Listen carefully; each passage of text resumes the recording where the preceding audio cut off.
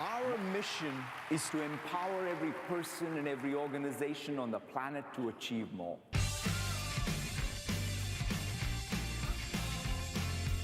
Technology can shape growth. Help us be more agile.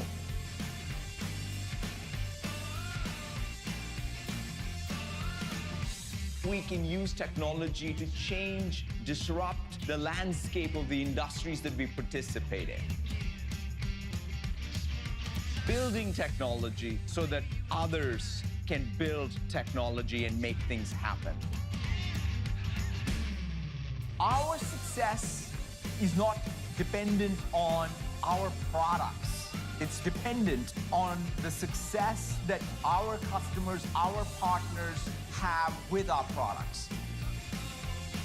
It's really not about our ambitions, but it's the application of our ambitions so that we can deliver digital transformation. I want you to envision what difference can you make to shape the world.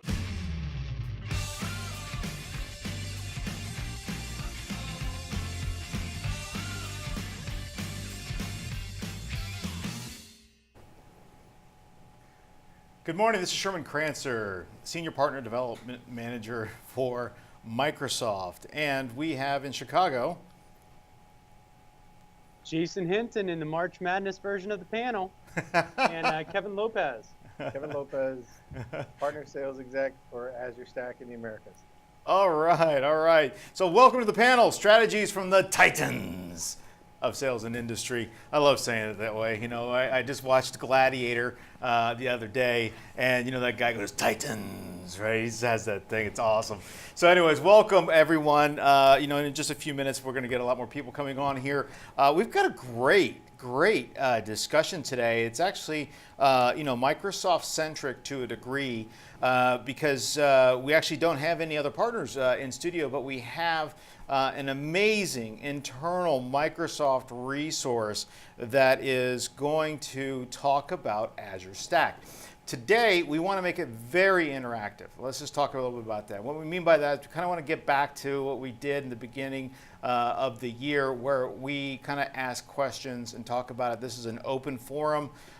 We have some pretty great announcements to make today about how we are going to possibly you know, adhere to what we're talking about, and that's in the operations area. I'm not going to steal your thunder, Jason. But we really have a great portion there. And then we're going to start out with a really a neat sales story. I was thinking about it last night, and I thought, gosh, it'd be great to share this, you know, with the group. So let's go ahead and get into our introductions. You know who I am. You know who Jason is. We just mentioned. Let's go back to Chicago and let's just reintroduce ourselves over there, just so everyone really kind of understands who you are, what you do. Jeff, if you wouldn't mind, specifically around Azure Stack. Absolutely, Kevin. So my name is Kevin Lopez. I'm on a team called the Azure Stack Global Black Belts, and we are worldwide. So we have technical people all over the globe. We also have some partner-facing people as well. So I'm here in the Americas, based in Chicago. And I handle specifically our OEM relationships on the Azure Stack side. And I'm also now kind of venturing out into making sure that our entire ecosystem is up to speed, you know, introduced to each other, knows how they can work together, and understands the business. 26. So thanks for inviting me today. Absolutely, Kevin. So I'll tell you, part of how this started up is we were having a call with Kevin, with our team, and what we see is a lot of people who aren't necessarily ready to move to Azure, or not yet. They need to depreciate equipment, or they have certain needs with privacy of information that they can't put things in Azure, right?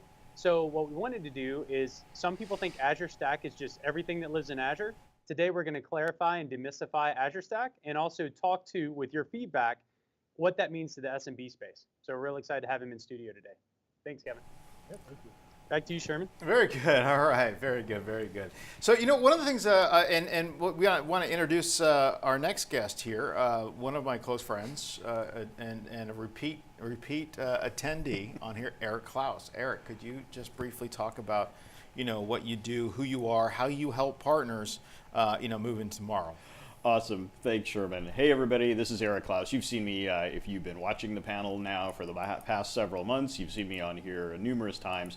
I provide outsourced VP of Sales and Marketing services for clients. I do sales coaching, sales management, really out here to help you all increase your sales and focus on the sales and marketing sides of your organization. I know that that's a challenge for a lot of the folks that are out there. A lot of the folks who are in this business, and I've been in it for 20 years now, you came to it from the technology side of things, and maybe you're a little less confident, a little less comfortable in the sales and marketing side. So that's what I do, and happy to be here today. Thank you, Sherman.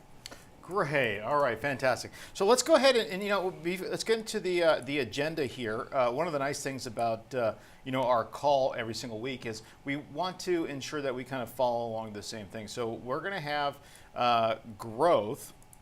Let me go ahead and put this in here. Growth. We're going to do simplify, optimize, and repeat like we always do. The panel is evolving, so there's some really cool announcements with that. And then we have the great partner back office video of the week. Is really fantastic. So before we get into growth, hold on. I want to go ahead and just talk about a story here, a sales and marketing story. I was mentioning this to a colleague of mine last night at a VIP reception, and they thought, man, that is a cool story. You probably tell some people. So, back in the day when I was carrying a bag, I think when I was like 25, I think, and I was working for a company now defunct, Allegiance Telecom. And one of the neat things about it is we were brand new. We were called a CLEC, competitive local exchange carrier. So, and our job, basically was picking up the bag and knocking on doors, just knocking on doors and going out there and doing 60 cards a day, right? And setting 2 appointments, making 100 phone calls, just really cutting our teeth on sales, right? And I was good at it because I was a stockbroker first, and I was used to making 100 calls every single day, right? And no problem. It didn't really bother me. I could care less if somebody told me to go jump in a lake, right? But so one day, we're sitting there, and it's kind of a boiler room-esque type of environment. I mean, these are young kids, we're all in our early 20s, all trying to make it in the world.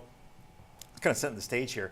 And, so all of a sudden I get a call, right, at my desk, and it says, hey, do you have the phone number, right, 415, blah, blah, blah, blah, blah, blah. And I was like, actually, hold on a second, let me check. Blah, blah, blah. Oh, yeah, that number had been assigned to our company to sell out, right? So I said, yeah, no problem. Sounds good. Don't go ahead and write up an order. I got to send you the contract. You got to send it back to me. And he's like, great. Then literally 5 minutes later, I get another call for another person. And they're like, hey, do you have this number? 415, blah, blah, blah. Okay. And I was thinking, yeah, I do. I go, but it's too late. Somebody just called in. They're processing the paperwork. And the guy goes, hold on a minute. Why don't we just hold on 1 second? He says, so do you like the Super Bowl? I'm like, well, yeah, I like the Super Bowl. He goes, how about an all expense paid trip to the Super Bowl? 3 days, 3 nights, Super Bowl, suite, everything. I was like, wow, what? I don't understand. He goes, yeah, you do that. You give me that number. You stop that order, and I'll take care of you. Well, I was doing really well at the company. I didn't want to get fired. So I said, well, no, I can't do that. I can't, he goes, well, how about I just come over and drop off an envelope? And I'm like, an envelope? Okay, no, I'm sorry, you can't do that either. Because that's, he goes, yeah, I'll drop off an envelope and I'll leave, and it's okay if I come back and it's not there. But I'm thinking to myself, holy smokes, this is interesting what's going on. So I was like, well, hey, yeah. I go, but okay, if you want the number, I can stop it. But what you're going to need to do, so this is where I'm starting to see opportunity right now. This is why the reason I'm bringing this up is I want you to start thinking about how you view situations in life, right, and its opportunity. So I look at it and go, well, hey, so if you want that number, it hasn't been processed. They haven't sent back the paperwork, but you're going to go have to buy 100 of those lines, right? So 100 phone numbers to go along with that first one, because that was actually my quota for the month, was to do 100. So I'm like, hey, this is gonna be awesome. Make your quota. I'm gonna make my quota with this one thing. And the guy goes, done. And I was like, what? And he didn't even argue, didn't even. And so I looked it up, and what was the phone number? The phone number was 415 tickets, Tickets. This guy's a ticket broker. Yep. Fine, great, okay, you got it, boom. I'll send you the paperwork. So I sent him the paperwork, and then 5 minutes later, or a half hour later, the guy calls back, the original guy, and says, wait a minute. He goes, hey, I want to know, do you have it for 510 tickets? Right? And now I got wised up. I go, hey, you're a ticket broker, huh? And he goes, yeah, I'm a ticket broker. And I go, hey, by the way, I'm sorry, but somebody else already bought the line. They just called in. And the guy goes, I know who that is. And he told me the name of the person who just called in.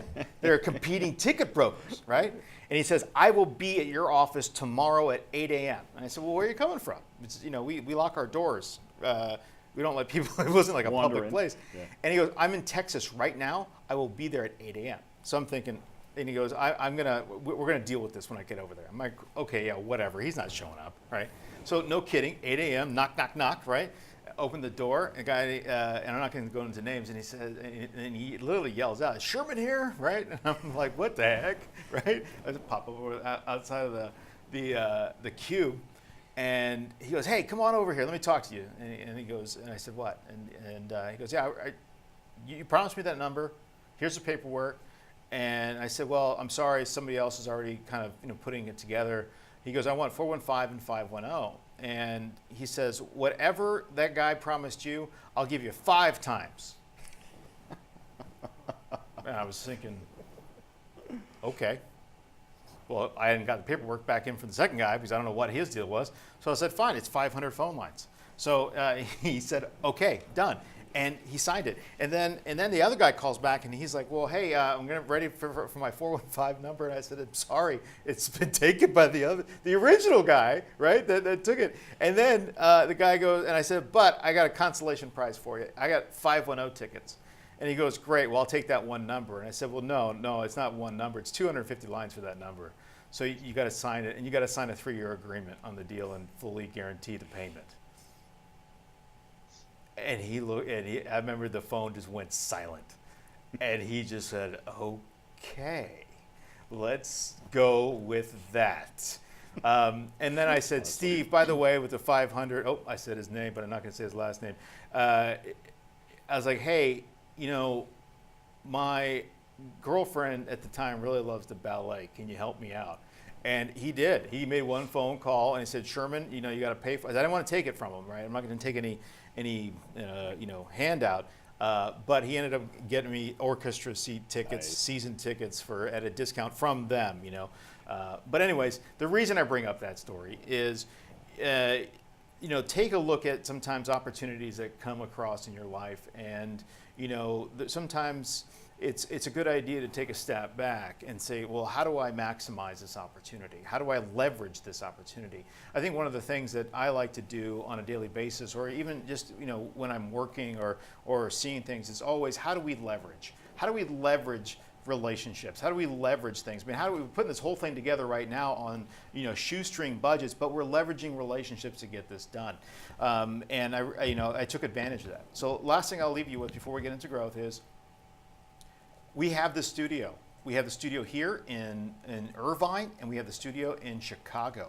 And we want the partners to come in on this because we want to, provide this as a resource where you can become the subject matter expert on something. And then secondly, we like to create some media spots for you on the outside, right? So this is just something to help build your brand. Now, I can't do this unless we have you guys here. So please ensure on the bottom of my email, there is a link that says book a time if you are a partner. Now you can do it both ways on my side as well as Chicago's.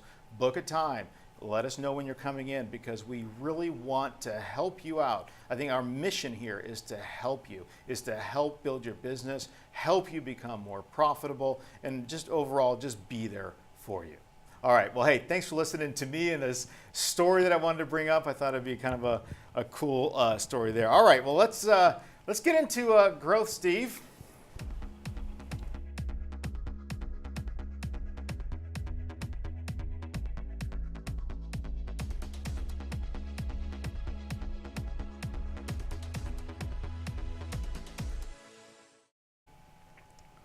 Was that Jason Bourne or is that Jason Hinton? Oh yeah, hey Jason, sorry bud. I know I shouldn't have said your actual real name because you like to keep under wraps. All right, hey, so let's go ahead and get into this. Hey Jason, help us understand the hat today. Yeah, so since you thought Golden State was going to be in the NCAA championships, Yeah, you know. and I think they would do very well, I am actually supporting one of the teams that's in the tournament, which is UNC, my alma mater. And since this is the ideal weekend and the day that I'm at work instead of off watching games in a bar, I felt like it was my duty to bring some college basketball theme to the show. So so I appreciate Kevin doing the same. We all have to work today. So being in studio, and I'll have to tell you, Sherman, I am really glad that story didn't end up with you being dragged out of the office and beaten in a back alley. I think that was very positive. So that was good. So what we're doing today around growth, and this is part of what Sherman's talking about, and we talk to you on a regular basis about a +1 practice, right? One other practice you can have, and with a lot of our partners, they're telling us oh, I can't go to cloud yet, I can't do this. But I do have these needs, right? That a customer asks for this, a customer asks for that, and I'm willing to take a step. So I just wanted to bring Kevin in to talk about Azure Stack because we're going to be talking to more of our partners about it. And so I'd like to start off with, Kevin, what is Azure Stack and why would a hoster use it on premise? Sure. So Azure Stack, first and foremost, is an extension of Azure. So when you think about companies that are moving to Azure, thinking about moving to Azure, there's always a subset that have some kind of challenge. It could be if it's latency or they're just not connected, so a disconnected solution. It could be regulatory, so they can't connect to the public cloud, or it could just be modernization. So the apps are old, they can't move off premises yet, or they need some kind of modernization story. And so for those customers, that's where Azure Stack comes into play. Because when you think about a customer's hybrid journey, and many of you have customers that are in their own version of hybrid. So we don't have this is what hybrid is and that's it. It's whatever the customer's definition is, what they're thinking about. When they're on that journey, Azure Stack can help answer some of those questions that they have and bring them a solution, bringing Azure, extension of Azure on premises. So Kevin, let me understand too, because I've had this, a couple scenarios I've experienced with customers, even prior to my time at Microsoft, is a customer with an older environment, but they made a newer acquisition, and they're trying to blend the two environments, right? Or a partner, let's say, that's hosting someone that says, yes, I'm not going to get off of this yet, but everything new is going to Azure, but I need the two to work together. Would those be applications where you would set up, say, an Azure Stack environment so you could have those sort of hybrid environments work together? Is that applicable? Yeah, that's a great question. And it helps to drive a little bit more clarity around what Azure Stack is. So to be clear, Azure Stack is its own hardware. So we partnered with Dell, HPE, Lenovo, Cisco, and Avanade has a solution as well. And so what they will do is they have hardware that Azure Stack, the Azure bits are on. They bring it out to your environment, help you to set it up, and then we can come out, Microsoft or partners, right? Partners come out and kind of help them to set up what they need for Azure. So then the Azure Stack being on premises helps the customer to integrate with what they're doing up in the cloud as well. Perfect, perfect. So Sherman, have you had any of these conversations with your partners, and anything that is top of mind or questions that you have for Kevin as well? You know, not top of mind. Now, I want to make sure that we talk about being this interactive. So, you know, Eric is actually monitoring the chat window. So, you know, please put in some questions here. Let's talk about what you have. I know you guys have it, and it's totally okay with you. But, you know, we'll put it back. I think the next question was, you know, where does Azure Stack solve problems for the small business customer? I think a lot of us are wondering about that, and I'll pass it back over. Sure. So Azure Stack a couple different ways. So when you think about customers from a customer perspective, right, it just helps them to balance out and bring in the equipment on premises. From a partner perspective, there's opportunities there at multiple levels. So the first, you know, could be just as systems integrator, and as you're getting your partner or your customer in their hybrid story, helping them have some answers to challenges that they face. Second could be in really kind of application design, so working with other ISVs, solution development, or hosting it. So having Azure Stack from some service providers are thinking about, well, if I put Azure Stack in my environment, and then the customers that are there in my environment, I can also now service them with Azure Stack and give them what they need, help solve their challenges, and do it that way. So from a customer perspective, it just helps to answer those kind of three workload. From a partner perspective, there's multiple opportunities, but everything starts at the top, right? So when you think about what do I need, you really have to have that Azure practice, because having the Azure practice, understanding and being a CSP is where everything starts at. Excellent. So Kevin, we have a question from Seth. How does Azure Stack differ from simply purchasing Windows 2016 plus Exchange, etc., and installing it on-prem? Good question. So Azure Stack is truly an extension of Azure. So you're getting the Azure bits in your environment. You're getting it's the system that has been agreed to and kind of gone out from our product team with the specific specifications that the OEMs put in place. And then you have the Azure environment. So when I talk about the same thing, I mean the console is exactly the same. So when a customer logs in or a partner logs in to Azure Stack, the only difference is up at the top left corner, it'll say Azure Stack, right? So the portal's the same, the environment's the same. Now, we are working on, you know, other integrations and other applications and IaaS and PaaS being on it and everything. But that's the difference of the integration, is you're actually getting the Azure bits that are on that environment, on that specific hardware that's driven by our OEMs. Excellent, excellent. So Sherman, I'll send it back over to you and Eric. Do you guys have any questions you want to ask Kevin, or should we go to the next question around Azure Stack?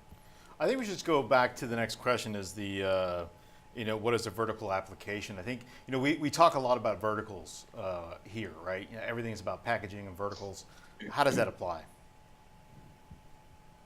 Sure. So we're seeing a lot of different components to it. So the initial round of Azure Stacks honestly went out to a lot of service providers. So when you think about it, it fits into one of the key categories, which is regulatory.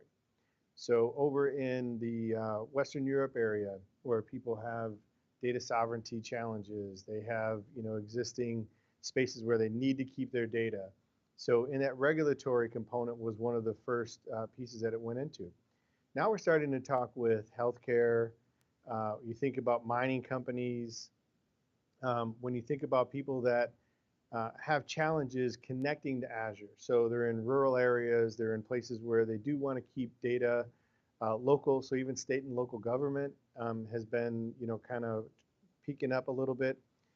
But when it all kind of comes back to is those three scenarios, right? So either disconnected or edge solutions, the regulatory, so healthcare, state and local government, and those pieces. And then the last one is, again, in that app modernization. So folks that have older environments that when you talk to them, typically when we talk to a customer, we say, okay, what do you want to move to Azure? And it's, oh, everything's going.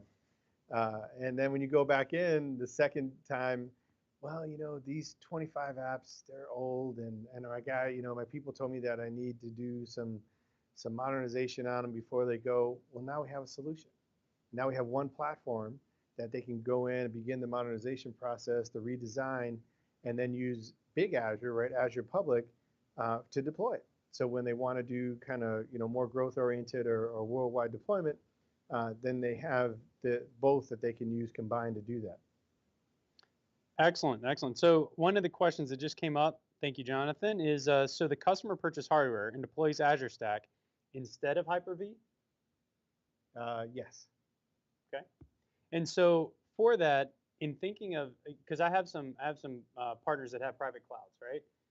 Is it safe to say this is almost creating a, bringing this hardware into your hosted data center, right? And creating this environment, and is it effectively creating an Azure-friendly private cloud so that if you build and develop in your hosted environment, and then say at one point, either because regulations change or I want to move my apps into the public cloud, I can do so more easily? So does it allow me to have a on-prem private cloud that plays better with Azure in the public cloud space, or is that not really an issue?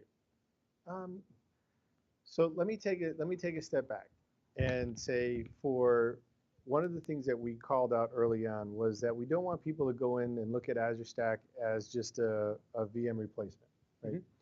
Mm-hmm. We're developing a story around it. We're working with the product team to make sure that when we talk to folks about how they can move their VM environment and what they want to do, you can definitely use Azure Stack for it, but we want to make sure that initially you're not targeting kind of mission critical things, right? It's not meant to just scale into VM only, right? So that being said, it is an extension of Azure. They do work together, but they're not going to be at parity. So when you think about Azure Public and we look at when they want to scale, right? They say, hey, we want to add more servers in Azure Public. You're looking at 1,000 servers, right? We don't have that capability in Azure Stack. You're looking right now from 4 node to 12 node, going up to 16 node on the roadmap soon. But that's really where it's at. So it is meant to be that application platform that they could do the development on, that they can begin to move to Azure Public, and the two can talk together and definitely align. No, it's excellent. Does that answer your question? No, it's good, because part of why I'm asking this is I'll get questions about certain things, and one of the things that came up with partners is they're like, yes, I want to build on the Azure Stack in Azure, and I'm like, no, I think that's sort of correct, but that's a general term for something that actually is a service offering, right? And a product and SKUs and things like that in and of itself. And like a lot of the things that we recommend in terms of practice development and other things that you do, oftentimes it's not a silver bullet. It's a platform that's going to require some effort, and it also may have some niche applications. So I really appreciate that clarification. That's great. Yeah, Sherman? Yeah, I guess another thought. How does it work with government compliance? And I remember a partner of mine had asked about ITAR compliance, and was there a way to kind of utilize this in some of those other scenarios? I don't know. Could you give us a little bit of insight on that or clarification? Sure. So we're in Washington, D.C. last week at the Microsoft Tech Summit for Government, and we made an announcement that Azure Stack is going to be working with Azure Government. So when you think about like all the compliance and all the things, there's a difference in parity and a difference in level. And one of the things we definitely want to call out and make sure that people know is it's not one or the other. And we don't do it, it's not meant to compete with Azure Public. So we have heard some folks say, well, if I could do this, over here in Azure Stack, it's not all the same services. So there's definitely, a level of services that's going to be different from Azure Public and pricing.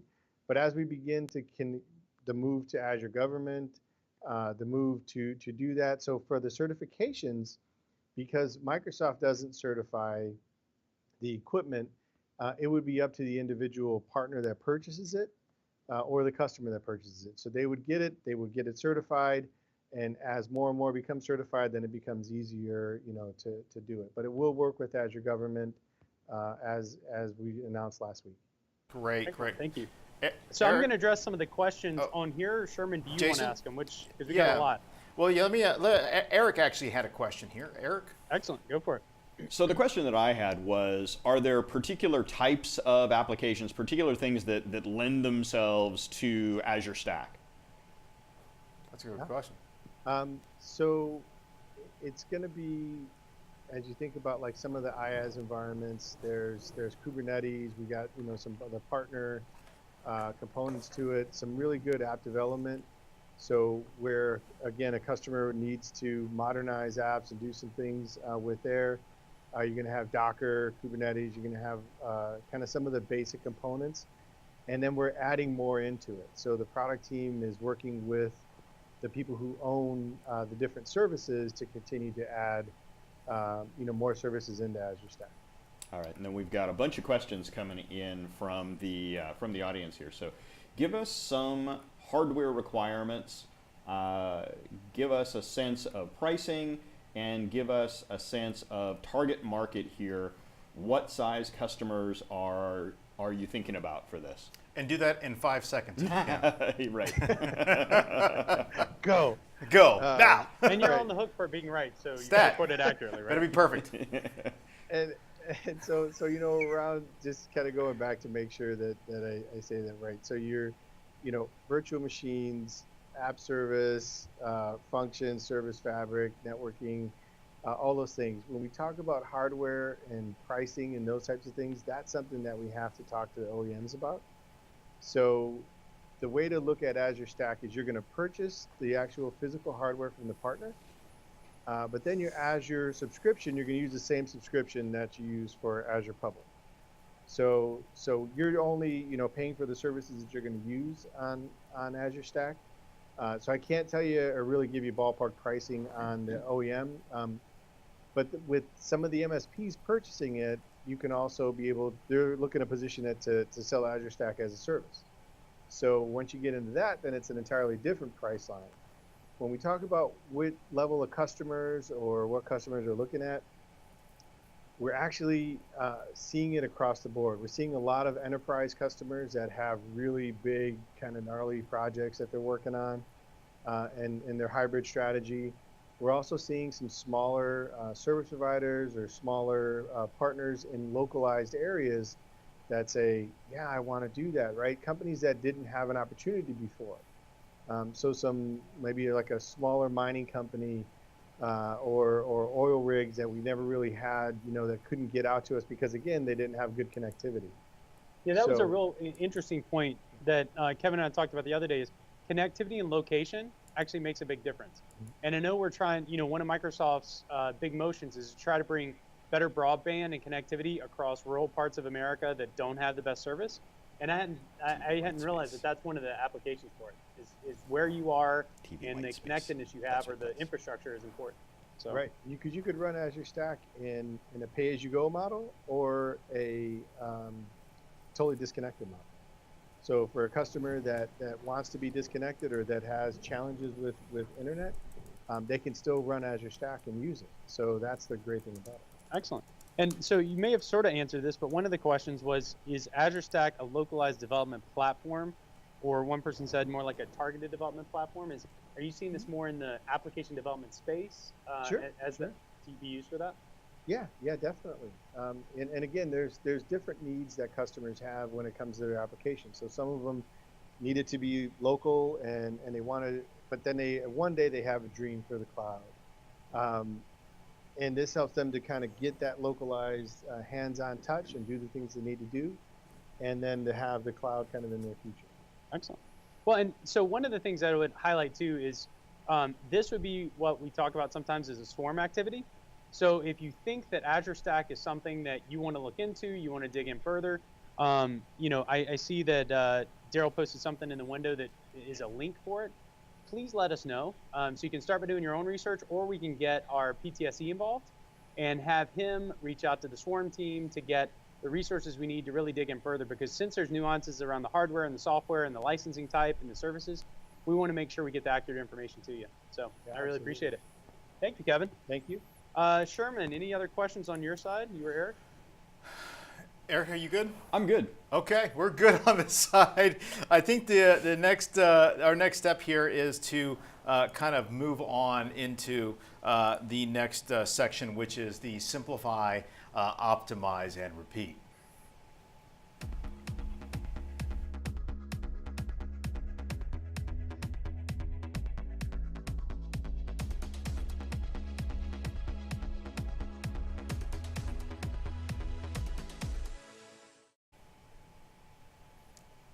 All right, Jason.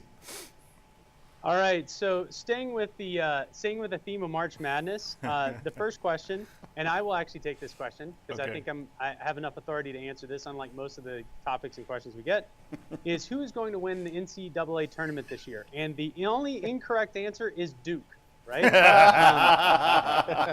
I will support and root for anyone playing against Duke. I will actually be okay losing to anyone other than Duke. So, I mean, really, I just want to see it be a good, a good overall tournament and a lot of fun. So that's the first question we have. So one of the things that's coming up in the Simplify, Optimize, and Repeat today is I have gotten a lot of, oh, we love this partner interaction. It's awesome. And I've got a, you're killing the small business partner, and why is Microsoft not like us, right? So whole spectrum of things, right? Ouch. So Yeah. I know. It's been a fun week. So what I would like to know is, and granted, this could be a long list, but this is a very interactive time of questioning, is I would like to know what are the things that you feel like have helped make your life easier, and some of the things that either we're doing in the partner community, or what things could we do that would improve your life? Like recently, I've had a spate of support calls that I've been trying to triage, right? What are the things that we could do to make your lives easier? But if you have some things that we've done to make your lives easier and you'd like to share that, love to hear that also. So Sherman, have you had any of these recently?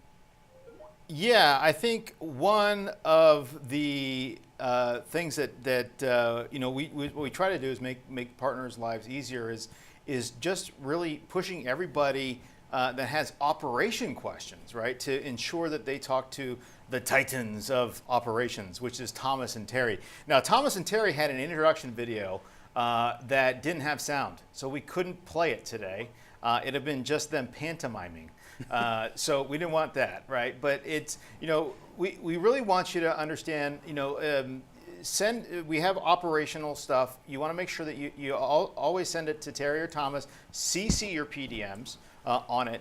When it comes to trouble tickets, right, anything that has to do with an escalation of any type, one of the directions that we provide to our partners in California is, hey, go ahead, open the ticket right away. Get it done. Let's open it up, but as soon as you do it, okay, send it to us, right? Send it to us so that we can age it and then escalate it internally.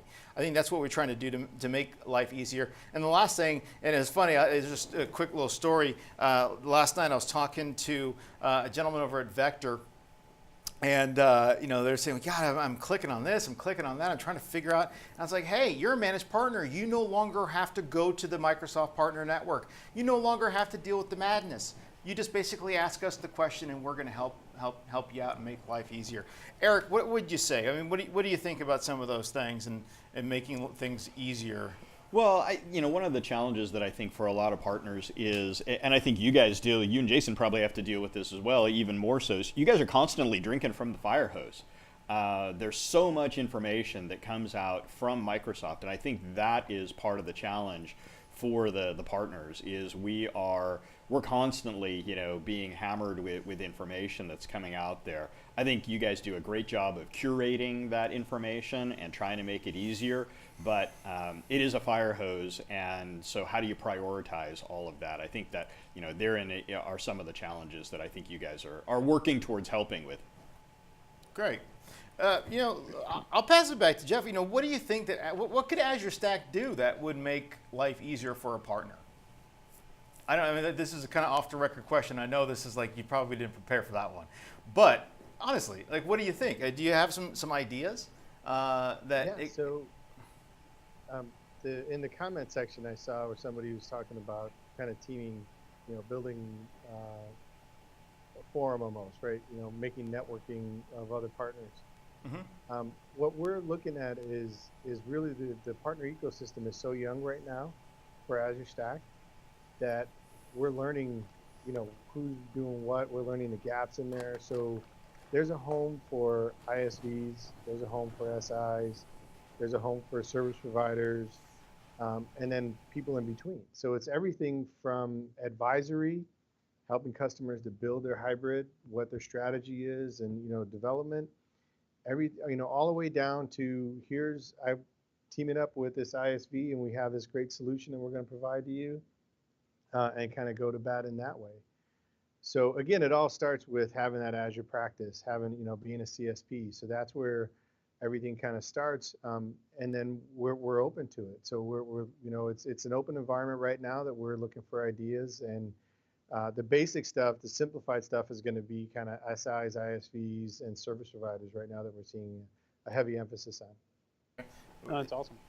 Well, and I'd like to acknowledge some of the questions and comments and things in the chat window. Thank you for responding. Thank you for the positive feedback. I think that's awesome. We'll take the negative as well. If you want to give that offline, I appreciate that also. But I want to know, and I really think it's exciting that you guys are participating, and we're here for you, right? Like, we're told that our time is our investment in our partners, and we want to use that as wisely as we can, and we're doing our best. But we always appreciate the feedback and knowing where the pain points are, and even introducing new things like Azure Stack. We want to keep these things coming, which is why we want you to be on the calls and can ask the questions and share with your peers. So thank you so much for all of that. Yeah, Sherman, were you going to say something? Yeah, one of the other things that we also do, and I think this is a great a thought here, or not thought, but it's a best practice. Right? So the direction we've been given to the partners in California, and like to extend this to Illinois too, is anytime you have a conversation or a discovery that ends up in an Azure conversation, that you need to quote something, you're like, okay, we did a little bit of a discovery. There's an opportunity here. So we've been guiding all of our partners to advanced help, which is http /AKA/ADV help. Can you put that in, Eric, for a second? Give me that one more time. It's http /aka.ms/ADV help. The reason we do this is that we want you to open up a pre-sales ticket. It's called for advanced help. And the neat thing about this is it's a very underutilized resource, but they will give you unlimited help, price, design, and implementation plan. They're not going to help you with the actual plan. They're not going to hold your hand, but they're going to help. Now, one second piece of that is sometimes the project is a little bit bigger, or it's a little more complicated than maybe they can talk to. And that's when you need to call Jason or myself, okay, and say, hey, we've got a big deal. Can we get Jeff on the line maybe? Or can we get the black belts? Can we get our SWAT team involved? Can we get whatever it's involved, and that's really important to do. So I don't know, anything coming from the group? Not questions, but they're chatting with each other, which is great. It's awesome. Great to see. It's great to see everybody answering some of their own questions and sharing advice from other folks out there. Thank you, guys. Yeah, that's fantastic. All right, let's get to the next question here. We'll pass it over to Jason. Excellent. So, what are the biggest challenges? And we're sort of taking a poll with this because we have this in our monthly meetings or bi-monthly meetings. What are some of the biggest challenges in simplifying and improving your business today, right? And I would say the number one challenge I'm hearing is I'm too busy trying to go get business, sell business, close business, and deliver it. So are there others that we can help with, and we can think and strategize with you to try to overcome those? So I'd love to see some response in the chat window about that. If you could throw in some of your biggest challenges that we could start to address. While they're doing that, one thing to mention, since we're talking about Azure, in the email that I sent this morning, on the third section down, specifically it says Azure boot camps. Okay, the first round came through. They were almost sold out before we even announced it. okay? And they're not, I think they're free. I don't know if they cost that much money, but I sent it out. Go ahead and click on it now, today. Start registering yourself from one of the next 4 cities. We extended it another 5 cities, okay? Go do it now, because it will just literally, probably by the end of the day, it's going to be filled up. Back to you, Jason.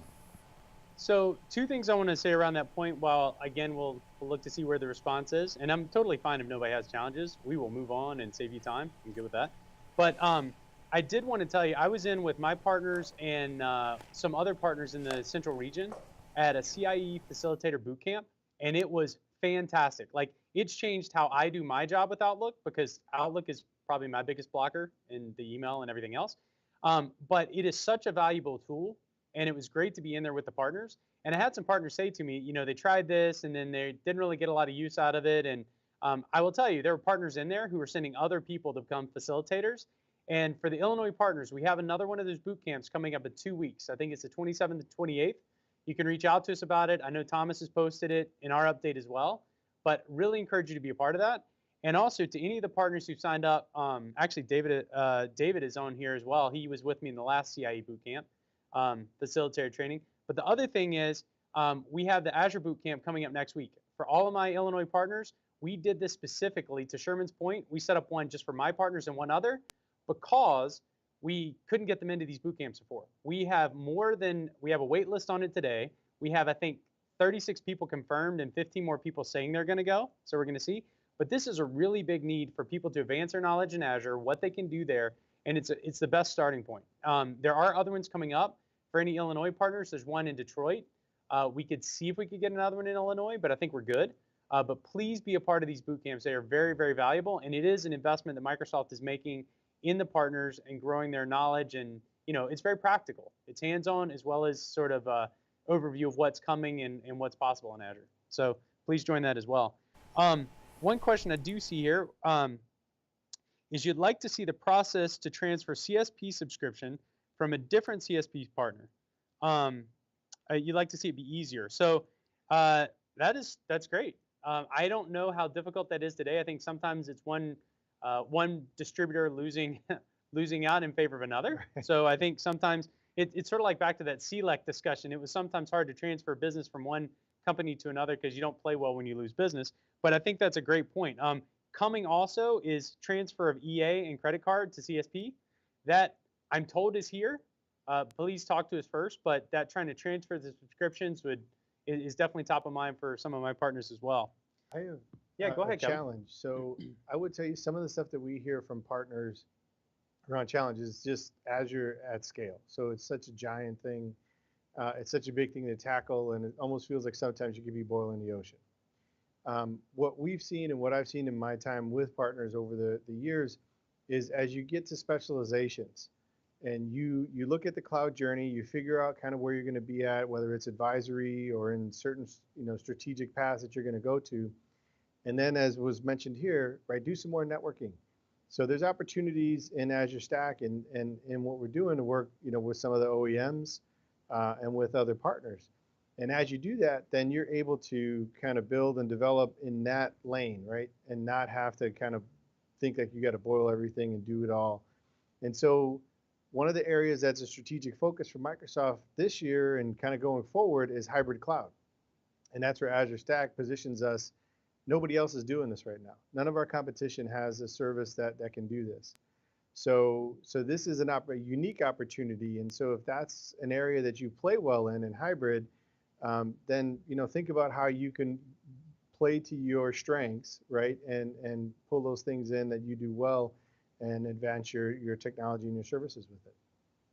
Awesome. Thanks, Kevin. Real quick, why don't we move this on here? I know we could, keep talking about the simplify, optimize, repeat, but I want to get into the read, watch, listen scenario, because we also have TNT to do next after that, if you don't mind, Jason. So let's go. Let's go. Sounds good. And go into. We're not going to roll tape on this next one because this is a different section, so we don't need to cue that up. So we're just getting right into read, watch, listen. The panel is going national, and I'll push this back over to Jason. Excellent. Thank you so much, Sherman. So what we've had is an ask by some of our other partner development managers, and they want to be a part of this. So part of my, I guess, unofficial job is to try to see how we can help this scale. So we'll see how this all goes. And what we're going to do, and what I think it benefits the partners on this call, is we're going to be allowing all of the managed partners across the nation to be a part of this call, right? And then the read, watch, and listen, for those of you who are wondering where that comes from, is we're going to start having, and this is, I'm told is popular, some and not others, we're going to have our emails are going to be more succinct that you get, our announcements, and then we're going to have a place for you to go and get the information that you need. So that's going to be in Point Drive. We're going to allow you to watch these shows if you miss them via YouTube. Sherman has a long-standing YouTube channel, so we're just going to build on the community that he already has. So we're going to send people there. And then we have the listen, which I think is great because some people don't want to listen to YouTube in their car, but they want to catch up. We're going to have the listen via SoundCloud. So Sherman, I don't know if you have anything, since you've really run that side of things. I don't know if you have anything you want to comment on in terms of the read, watch, listen as well. Yeah, I do. Thank you so much. So I think, the main point here is and what Jason was talking about is to simplify, optimize, and repeat, right? We're going to take we're going to drink our own Kool-Aid here. I know that you're probably frustrated getting double emails from me about all the different things, but then you're getting emails from me, double, too. You're getting from Terry, and then probably Thomas Osagara sending out, and then Jason was sending them out too, right? So we're having a lot of emails and a lot of just stuff being pointed at a lot of things. So we're gonna consolidate that down to one email, okay? And this is going to be for our two groups. Other PDMs may have their own thing, but this is just for the two groups that are on. And then we're going to simplify that. So one email, and that's going to point to a Point Drive. That's in LinkedIn. So if you're not linked up with us in LinkedIn, please send us the a request to be connected, and we'll do that. And so you'll be able to go there. It'll be one place where you can get all the information that we talk about, right? That are in that email. And then we have this call. Now, Jason, I think you and I both talked about attendance on this call. So we're currently, and I'm going to throw this out there. I'm going to be really frank. As I'm frank with everybody that we talk to, we care, right? We care about your business and care about helping you grow. However, we're evaluating partnerships for FY19, and that's just to be frank with you. And really, it's going to come down to we want to work with partners who want to work with us. So please, if you can't make the call, send somebody else from your organization to make the call, because there's a lot of things that we go over. There's a lot of announcements, little things, that you got to do. So Friday, we put a lot of time and effort into this, 4 or 5 hours a week, planning, talking, last night, just putting these things together. That's what I wanted to add to this. We do this for you. We're opening the studio for you. Because we want to help you raise your level of understanding and profitability and view in the public. So all we ask is that we keep the attendance. We also need sponsors, so we need attendance to show the sponsors that this is good. So with that being said, I'll bring it back over to you, Jason.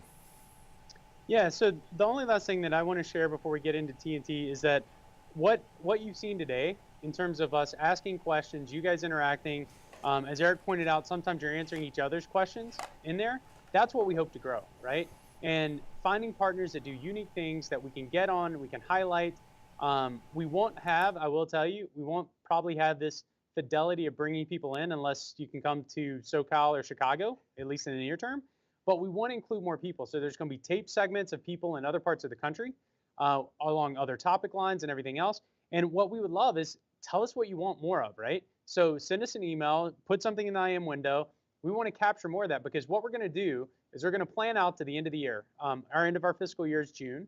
We want to figure out what we cover, what's going to be most impactful to you, and how we include others so that you have a broader network of people to ask for, refer to, and talk with, and then how we can make this more valuable to the overall community. So that's it. Just wanted to let you know about the change. You'll see it coming this week, this coming week. And we're really excited about it and want to see where it goes. So I'll hand it back over to you for TNT. All right, so before we play TNT, I want to give Eric an opportunity to talk about his sales tip of the week. Oh, awesome. All right, guys.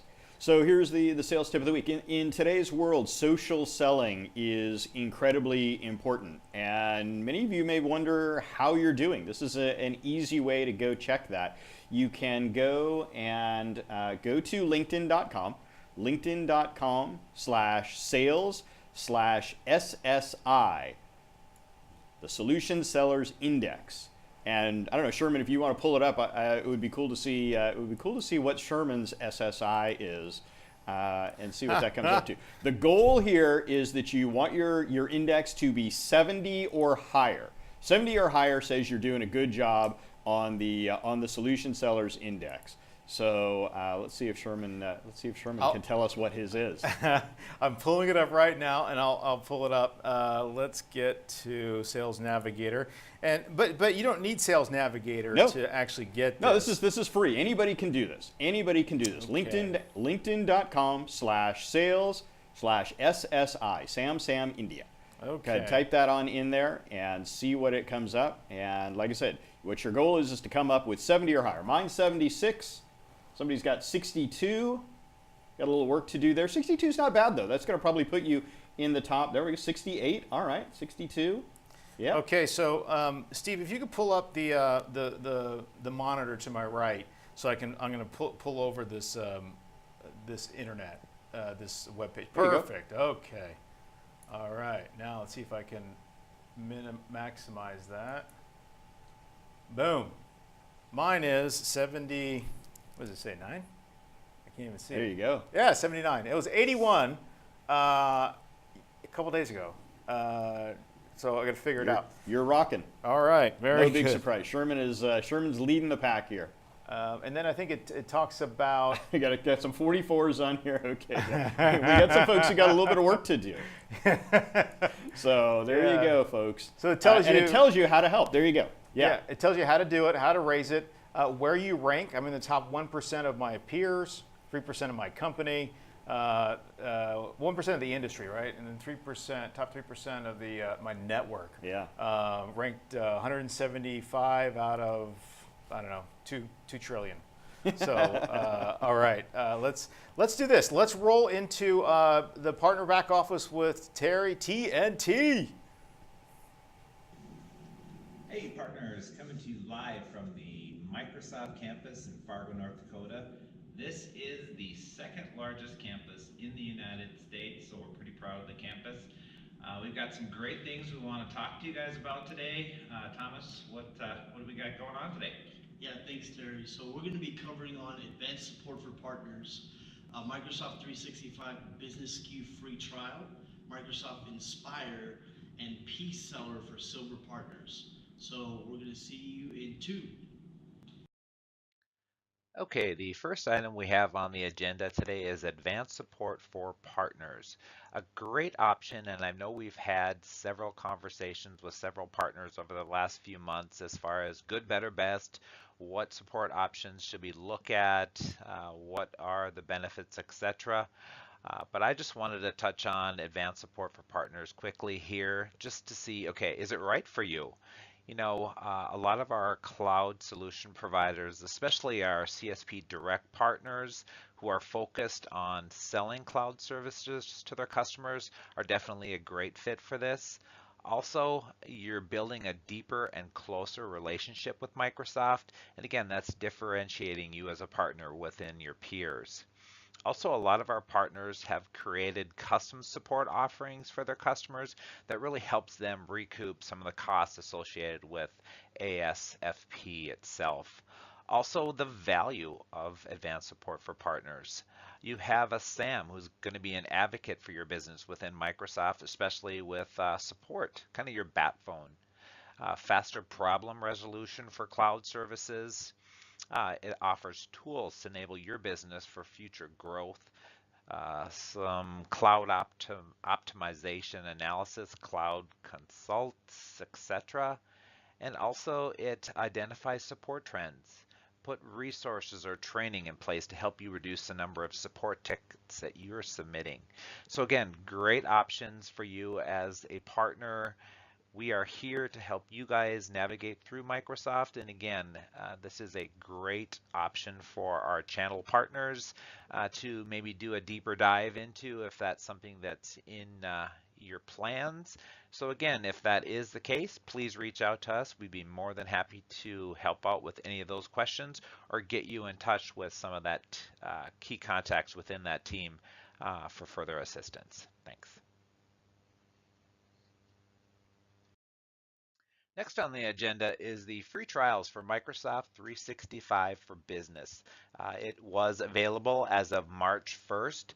It's going to allow your customers to evaluate the product before they buy it. Great option. If you guys do have additional questions regarding the additional free trials that are available, please reach out to us. We'd be more than happy to help you out with that.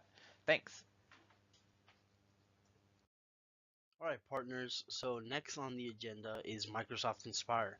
I know you've seen this before in a previous back office, but it's getting to that time of the year, Q4, so we have to start thinking about it and start talking about Microsoft Inspire. So location, Las Vegas, Nevada, July 15th through the 19th. I know there's been a lot of conversations with partners within our portfolio. At least for Illinois, I'm pretty sure it's straight across the board. You know, partners wanting to have that FaceTime, wanting to connect with the right people within Microsoft, and this is the time, right? This is not we're not recommending this because we want you to be killed by PowerPoint, but you know, really, it's the networking, it's the value of that. You know, getting your face out there, getting your brand out there. So if you have any more questions, you know, Jason, myself, Terry, and Sherman would tell you why it's worthwhile to go, and we will keep you updated if there's any further discounts, maybe even vouchers. With that, let's go on to the next topic. Alrighty. Last but not least, it's a new update for the P-Seller program. So what we have come across, or at least Microsoft has come across, is that there are a lot of great partners, silver partners out there. Partners that have silver competencies, that have great solutions. The problem is that a lot of these solutions are not able to make it to the catalog unless you have a gold competency. Well, good news. So Microsoft recently announced that they're launching a new role for the P-Seller program for those silver partners that are wanting to, that have aspired, that have wanted to become a P-Seller, and now we've made it available. So the role is the PAE, and so Jason and myself, Sherman and Terry, we're allowed every quarter to nominate a certain amount of partners. So if you are interested in this, just let us know. We're the ones that do the nomination. So we will definitely elaborate on what information we need from you, the partner. And really the big benefit of being a P-Seller, it's differentiator. You know, we're having conversations about, hey, how can we get you, partner A, to be different from everyone else in your state, in your city, in your county, and really having that notch on your belt, P-Seller, having a competency and all these other things really sets you apart from the rest of the pack. Would love to just talk to you more about it. If you have any questions, email or call Jason or myself, Terry or Sherman. With that,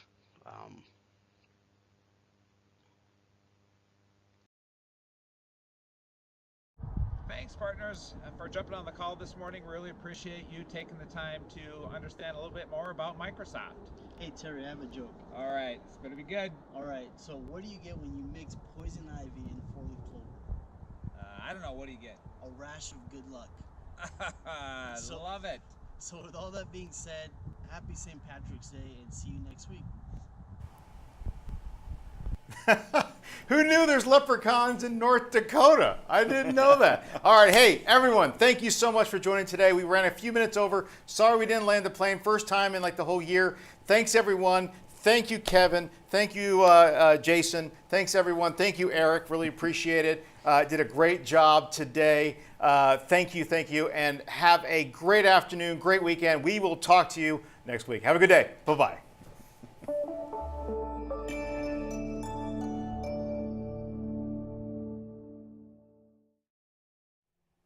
Hey there, my name is Sherman Crancer, and I'm the Senior Partner Channel Development Manager here at Microsoft and the host of The Panel, Strategies from the Titans of Sales and Industry. If you're interested in understanding how you can build large margins through packages, if you're interested in how to create differentiation within the marketplace, or simply you want to understand the latest cutting-edge sales and marketing techniques, make sure you join us each week on Fridays from 9 to 10 a.m. Thanks so much, and have a great day. Bye-bye.